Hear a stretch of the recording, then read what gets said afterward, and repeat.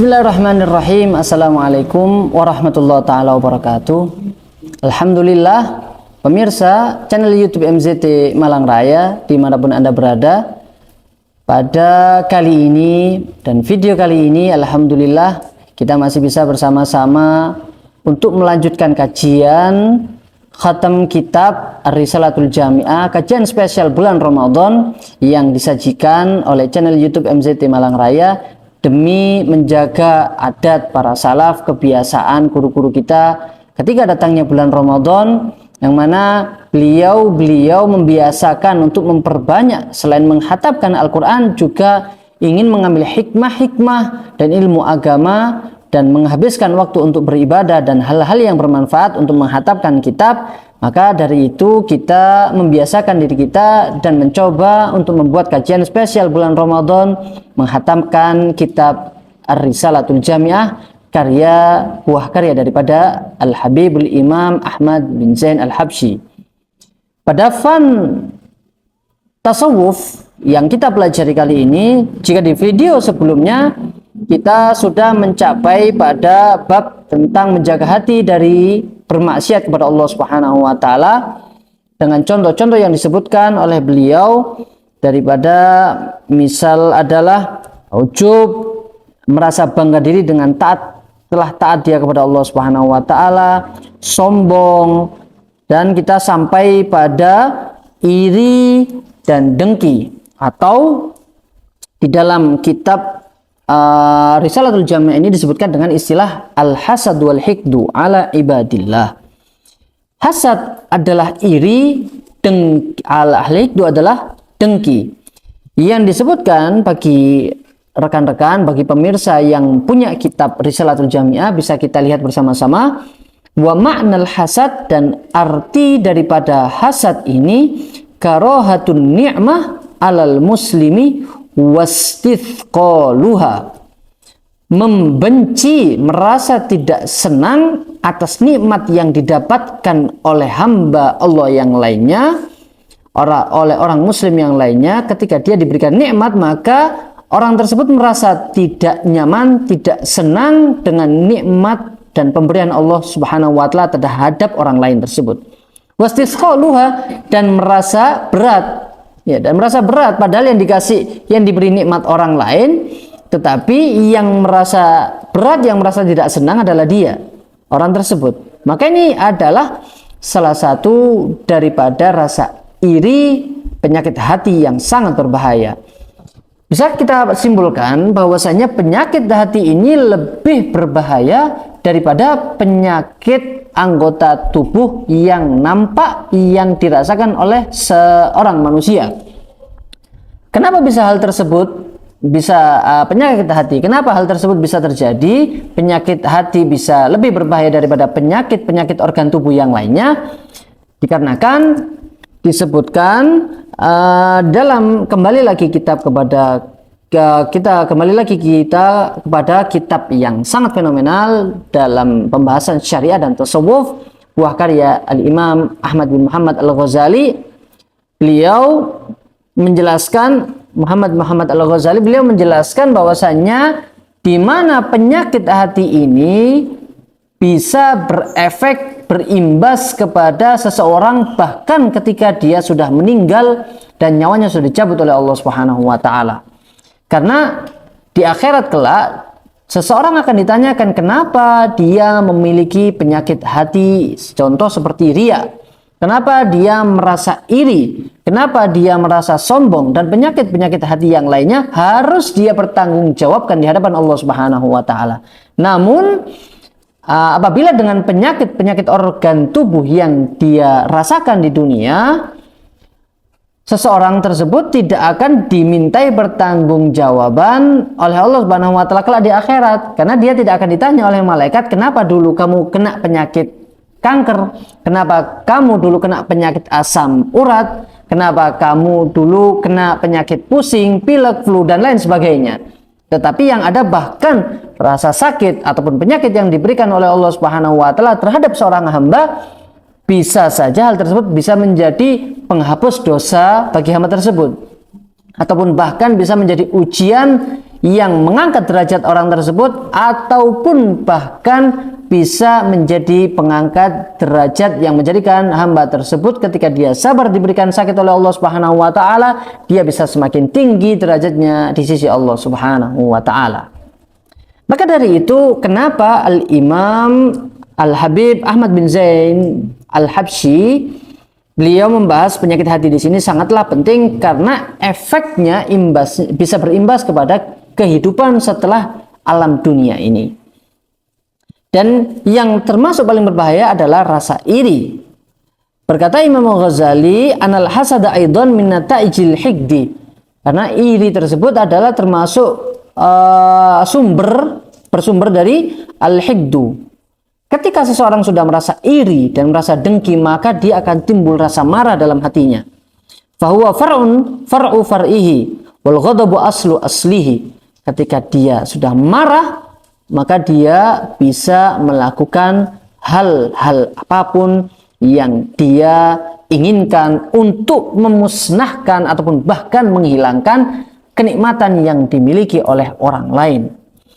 Maka dari itu iblis la'natullah alaih, yang mana salah satu penyebab dia diusir dan menjadi makhluk yang mendapat laknat dari Allah Subhanahu wa taala adalah rasa irinya kepada Nabiuna Adam ala nabina wa alaihi salam.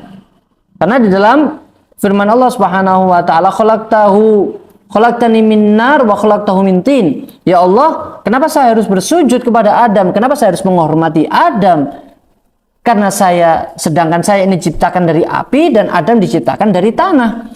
Dan tentunya api lebih mulia daripada sebuah tanah.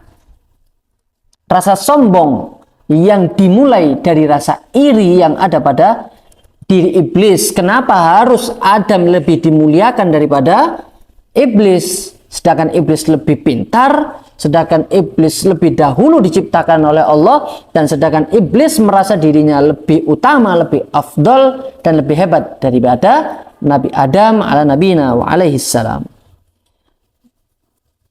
Dan orang yang memiliki hiqat atau memiliki hasad, memiliki rasa iri ini, dia sudah merasa sudah diazab oleh Allah Subhanahu wa taala ketika di dunia, terlebih kelak di alam akhirat. Coba kita bisa bayangkan orang yang dalam hatinya dipenuhi rasa iri, rasa dengki, sehari-harinya hanya memikirkan kenikmatan orang lain tanpa dia bisa merasakan kenikmatan yang diberikan oleh Allah terhadap dirinya. Hidupnya dihabiskan hanya untuk sibuk mengurusi orang lain. Fulan bisa beli sepeda motor baru, fulan HP-nya baru, fulan perhiasannya banyak, fulan diberikan rumah, fulan diberikan kenikmatan yang luar biasa, fulan bisa diberikan hal-hal yang seperti ini. Tentunya dalam urusan duniawi ya. Kalau urusan ukhrawi nanti pembahasannya beda lagi, karena itu jatuhnya pembahasannya bukan hiqat atau berhasad, tetapi jatuhnya ghibthah. Tapi yang kita bahas di sini adalah rasa iri terhadap urusan duniawi. Maka dia di dunia pun hidupnya tidak merasa nyaman. Dia tidak bisa merasakan ketenangan dalam hidupnya. Sehari-harinya hanya sibuk menghabiskan, mengurusi, memikirkan kekayaan orang lain ataupun kenikmatan orang lain, hingga bahkan ketika puncaknya rasa hiqat dan rasa hasad itu bisa menghasilkan dia ingin memiliki niat buruk, bahkan hingga ingin menghilangkan nikmat orang lain tersebut. Selanjutnya, dan termasuk daripada maksiat hati, maksiat yang mungkin tidak terlalu nampak wujudnya tapi sangat berbahaya, adalah al-israr ala ma'siyatillah, yaitu merasa mengentengkan ataupun mudah untuk menggampangkan terhadap maksiat yang dia lakukan. Ketika dia merasa mudah mengentengkan terhadap maksiat yang dia lakukan, maka sungguh ini adalah hal yang sangat membahayakan baginya. Qala al-Imam Al-Ghazali di dalam kitab Ihya-nya, kembali kepada rujukan utama kita dalam masalah pembahasan masalah tasawuf dan fikih syariat ini, beliau mengatakan la sababa lil israr illa al-ghafla wasyahwa wa la yudadul ghafla illa al-ilm wa la yudadu syahwa illa sabra ala qatil asbabil muharrika lisyahwa fala dawa'a idza lit taubah illa ma'junun yu'jinu min halawatil ilmi wa mararatis sabri. Orang yang sudah terbiasa melakukan maksiat sehingga dia merasa enteng, mudah untuk melakukan maksiat yang dia anggap ini adalah dosa kecil, obatnya hanyalah dia mengetahui betapa berbahayanya dosa tersebut. Sebetulnya caranya adalah kita buahkan, kita tumbuhkan dalam pikiran kita, dalam hati kita. Sebetulnya tidak ada amal yang sepele tatkala amal perbuatan tersebut entah itu baik ataupun buruk, jika dilakukan semuanya kembali kepada Allah Subhanahu wa taala.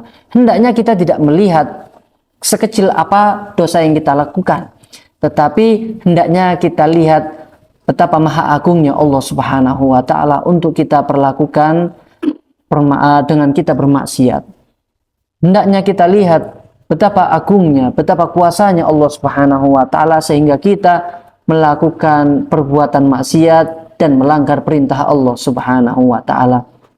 Bisa kita analogikan, bisa kita dekatkan, kita memiliki seorang guru, kita memiliki seorang kekasih yang mana sebetulnya hal tersebut tidak mengenakan atau hal yang tidak disukai oleh kekasih kita atau guru kita, meskipun itu adalah hal yang sepele.